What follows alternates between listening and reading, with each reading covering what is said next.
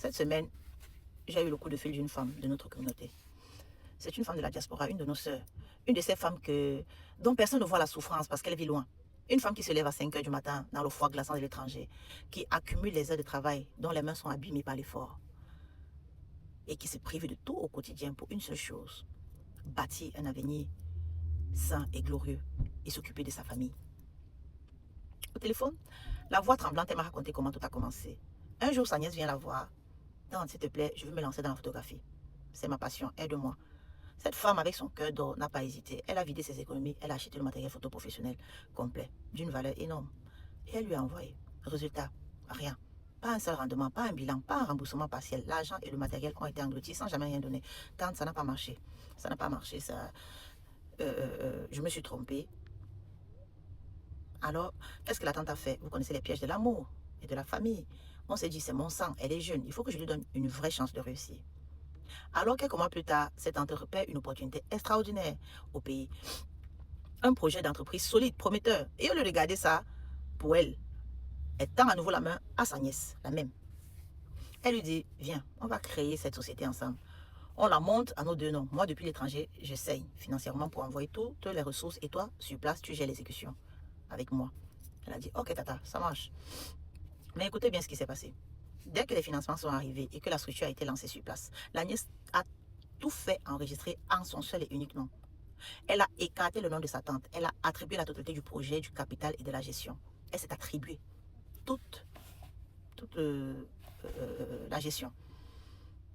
Et la fille qui est encore restait suspendue au téléphone pour appeler sa tante à la moindre minute pour tout et pour rien est devenue du jour au lendemain la femme la plus occupée de la terre. Aujourd'hui, cette nièce voyage. Elle mène la grande vie grâce à l'entreprise financée par sa tante. Elle est tout le temps en déplacement. On voit l'entreprise rayonner sur les réseaux sociaux. Elle est tout le temps en voyage pour réaliser les projets de cette entreprise. Elle ne décroche plus le téléphone. Elle rejette les appels. Elle a mise totalement à l'écart. Mais le coup de grâce, c'est celui qui a terrassé cette femme dans sa chambre froide de l'étranger. C'est quand elle a appelé la mère de la fille, sa propre grande sœur. Elle lui a dit, ma soeur, regarde ce qui se passe. Je me suis sacrifiée, j'ai tout financé et ta fille m'a mise à la porte de mon propre projet. Et vous savez ce que la mère a répondu?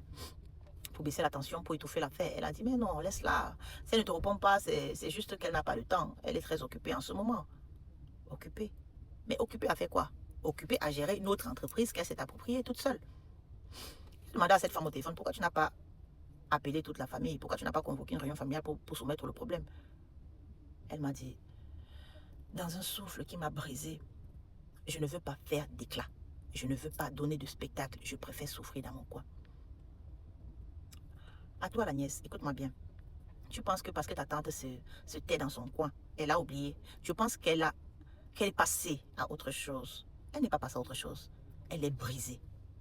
Et tu ne te rends même pas compte de l'onde de choc de ce que tu as fait. Tu as éteint les rêves d'une femme.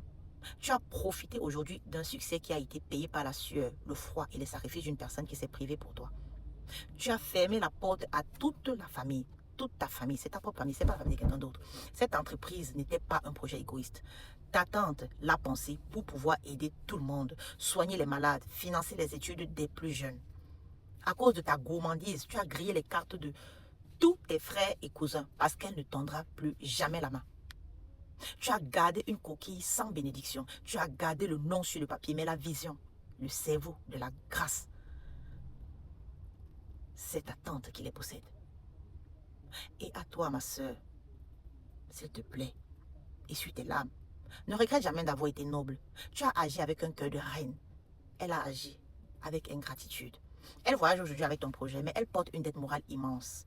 Toi, tu as perdu de l'argent, mais tu n'as pas perdu ton cerveau, ta vision, ta capacité à créer. On va te relever.